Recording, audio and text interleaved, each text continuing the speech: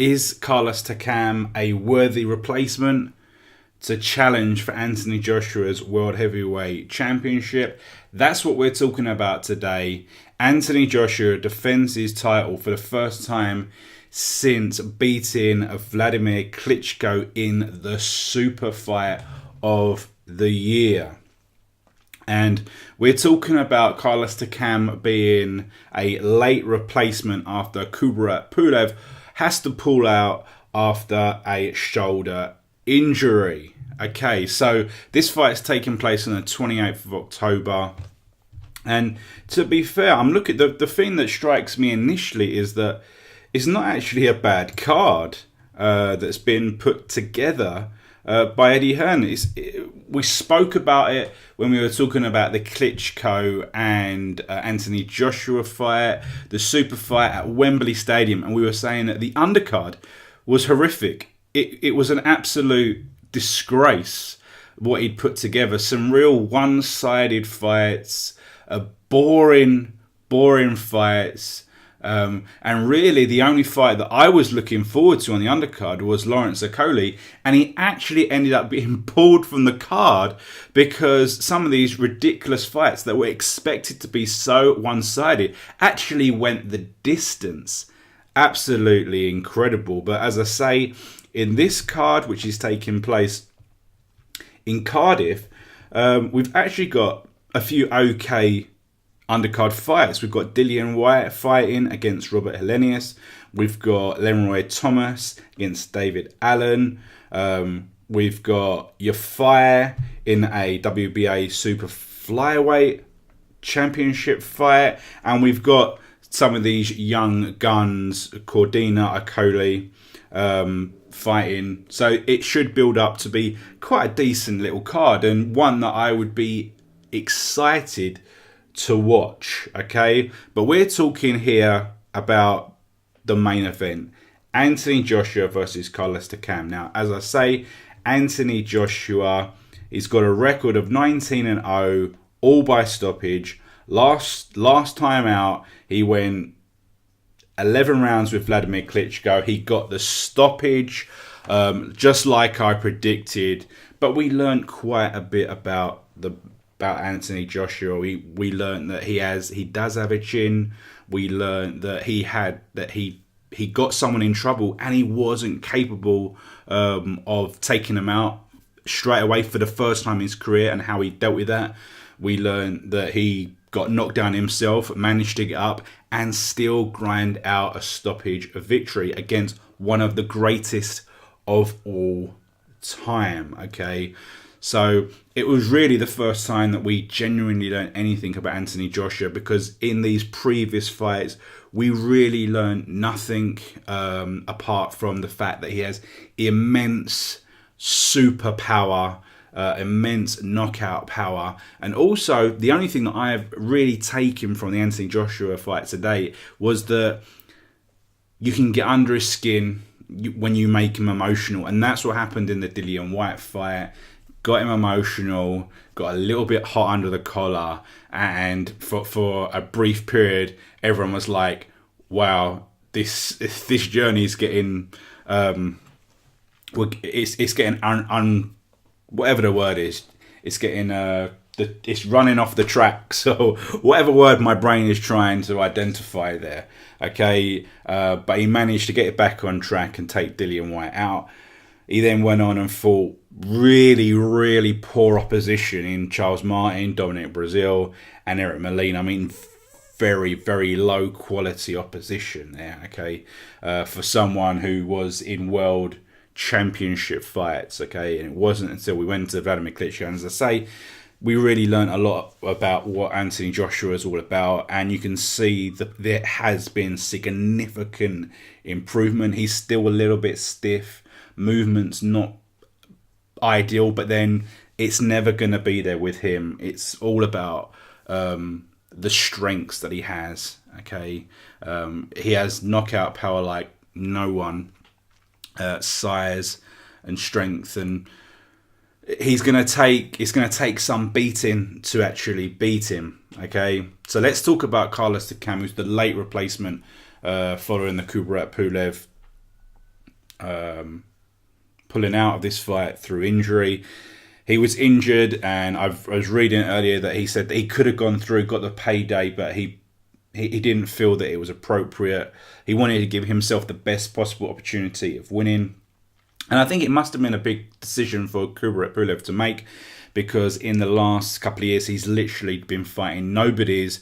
He's been waiting for this opportunity, this big title position, and he's had to pull out. And I think it's unlikely that he'll get that opportunity again. I think it could be the end of the road for Pulev. I don't think he's going to get another world title shot. It's a shame for the guy. I really like Pulev. I think he's a very skillful operator, but this could be the end of the road for him. So let's actually talk about Carlos Takam. Interesting opponent. He's one of these people that's just on the periphery of the world scene. For me, he's a much better opposition than Molina, Brazil, Martin, much more worthy of actually being a world title fighter, contender, so to say. Now, Carlos Takam, he's got a record of 35-3, a lot of stoppages. The defeats have come in recent years to Joseph Parker, who holds one of the belts, and also Alexander Povetkin, former champion. What I would say is that these fights that he lost. They were rough and rugged and messy fights. They were wars. The Povetkin one was an absolute war. I mean, such an exciting fight. If you want to go and check it out, a lot of action. But in the end, Takam was taken out. The Joseph Parker was a fairly even event. For me, it was the first fight that exposed some of the problems that Joseph Parker has.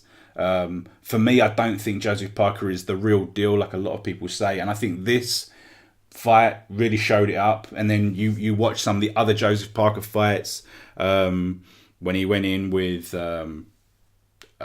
Mexican chap who I can't, Andrew Jr., and even this Hughie Fury fight, real lack of action and getting drawn into stupid fights, and as I say, a lack of attack really exposed him, despite the fact that Joseph Parker got those victories, okay? But we're not talking about him.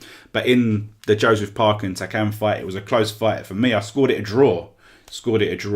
And really, it was because it was so closely contended.